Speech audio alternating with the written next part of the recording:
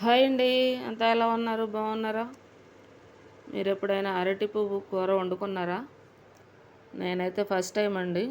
యూట్యూబ్లో వీడియోస్ చూశానమాట, ఎలా వండుకోవాలి, ఎలా క్లీన్ చేసుకోవాలని. అందుకని నేను కూడా అరటి పువ్వు తెప్పించుకున్నాను. చూడండి, అలా మువ్వ వచ్చే వరకు మొత్తం తీసాను. అసలు అయితే అదంతా అవసరం లేదండి, పైన వచ్చిన వరకు తీసుకోవచ్చు. నేను చివరి వరకు తీసేసాను అనమాట, చిన్న చిన్నవి కూడా. చూడండి, అంత చిన్న చిన్నవి కూడా వదలలేదు. అసలు అయితే అవన్నీ అవసరం లేదండి, ఎందుకు వేస్ట్ చేయడం అన్నట్టు తీసానమాట. వాటిల్లో ఆ పువ్వులో ఏదో సన్నగా పుల్లలాగా ఉందండి, అది తీసేయాలంట. అలాగే దాంతోపాటు ఒకటి తెల్లది వస్తుంది, అది కూడా తీయాలంట.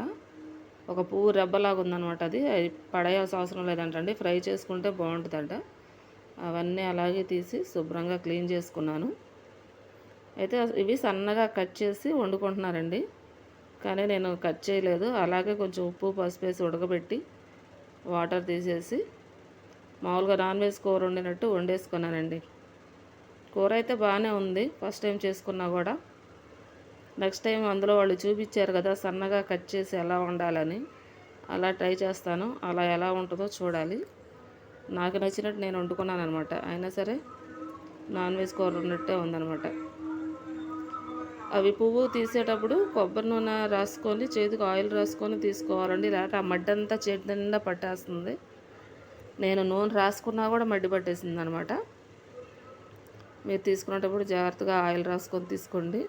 కాకపోతే కొంచెం శ్రమ ఎక్కువేనండి, వండుకోవాలని తెప్పించుకున్నాను కానీ కొంచెం శ్రమ ఎక్కువే. అవన్నీ క్లీన్ చేసుకొని అవన్నీ చేసుకునేసరికి చాలా టైం పట్టిద్ది అనమాట. చూసారా, సన్నగా ఉన్నాయి. అవేమో పువ్వులాగా ఉందనమాట, అది ఫ్రై చేసుకోవచ్చు అంటనా. కొంచెం ఆయిల్ వేసుకొని ఫ్రై చేసుకొని ఉప్పు కారం వేసుకుంటే చిప్స్ లాగా ఉంటాయంట.